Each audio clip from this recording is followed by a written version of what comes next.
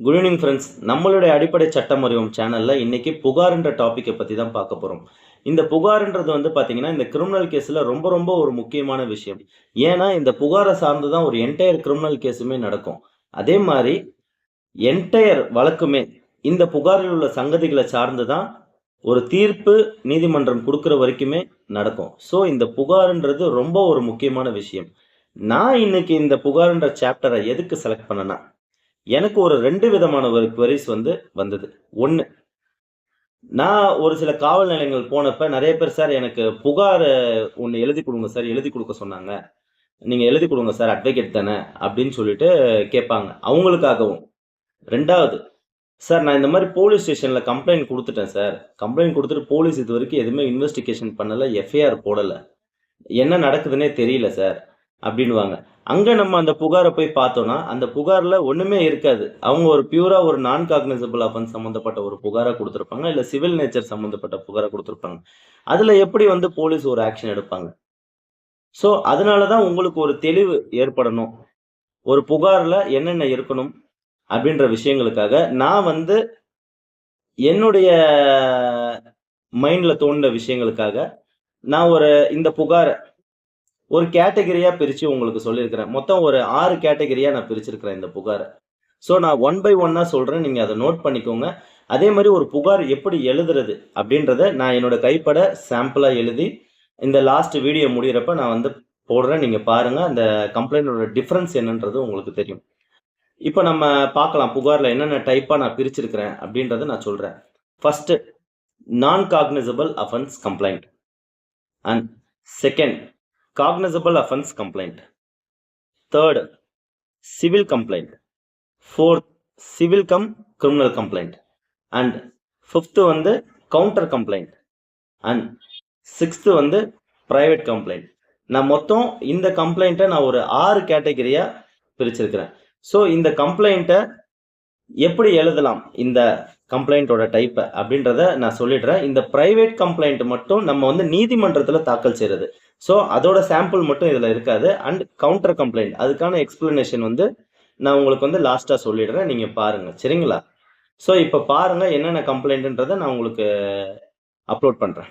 Category 1, இதுதான் நான் cognisable offence. இதில் பார்த்தீங்கன்னா, ஒருத்தர் ஃபோன் பேசிகிட்டு இருப்பார். திடீர்னு அவர் அவரோட கன்னத்தில் அரைஞ்சிட்டு அங்கேருந்து கிளம்பிடுறாரு. அவர் மேலே நடவடிக்கை எடுங்கன்னு இதை கொடுத்தீங்கன்னா, இது நான் காக்னிசபிள் அஃபென்ஸ். இந்த மாதிரி நீங்கள் ஒரு கம்ப்ளைண்ட்டை கொடுத்தீங்கன்னா, போலீஸ் இதில் எஃப்ஐஆர் பதிவு செய்ய மாட்டாங்க. சிஎஸ்ஆர் மட்டும்தான் பதிவு செய்வாங்க.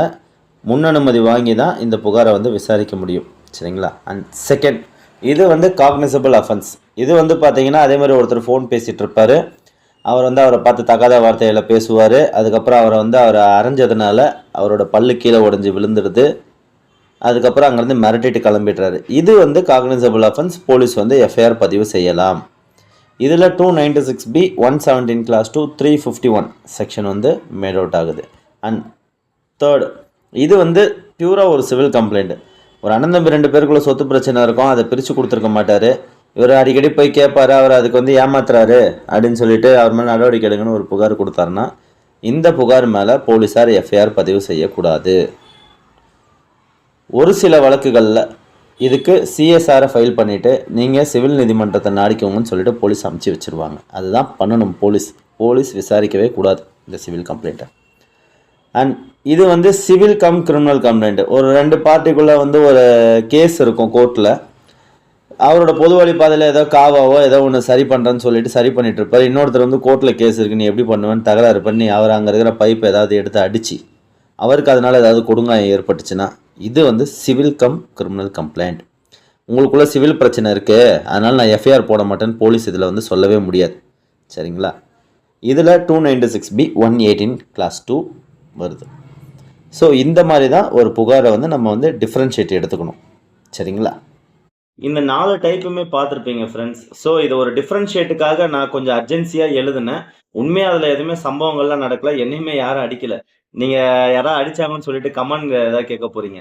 ஸோ, அதுக்காக நான் உங்களுக்கு ஒரு டிஃப்ரென்ஷியேட்காக, இது ஒரு சாம்பிளுக்காக நான் எழுதுனேன்.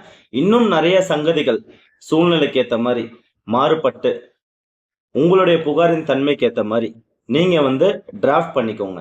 ஸோ, நான் உங்களுக்கு ஒரு டிஃப்ரென்ஷியேட் புரியறதுக்காக ஒரு சாம்பிளுக்காக இது எழுதி நான் அப்லோட் பண்ணியிருக்கேன்.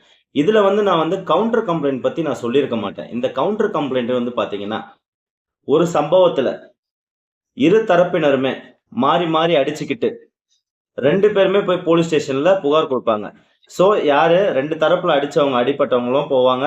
இந்த பக்கம் அடிபட்டவங்களுமே போவாங்க. 2 பேருமே போய் ஸ்டேஷன்ல கம்ப்ளைண்ட் குடுத்தாங்கன்னா, அது வந்து கவுண்டர் கம்ப்ளைண்ட். இந்த பிரைவேட் கம்ப்ளைண்ட்ன்றது பாத்தீங்கன்னா, நீங்க நேரடியா நீதிமன்றத்துக்கு சென்று நடுவர் முன்னிலையில ஒரு கம்ப்ளைண்ட் குடுப்பீங்க.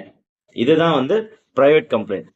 சோ இன்னைக்கு இந்த வீடியோவ நம்ம முடிச்சுக்கலாம். இந்த புகார்ல நான் பார்ட் 2வா இந்த புகார்ல என்னென்ன சாராம்சங்கள்லாம் இருக்கும்? என்ன இருக்கணும்? அண்ட் இந்த புகார்ல என்னென்னலாம் மிஸ்டேக் பண்ணக்கூடாது? அப்படின்றத நான் ஒரு பார்ட் 2வா நெக்ஸ்ட் வீடியோல நான் போடுறேன். நீங்க பாருங்க. கண்டிப்பா உங்களுக்கு உபயோகமா இருக்கும். Thank you friends.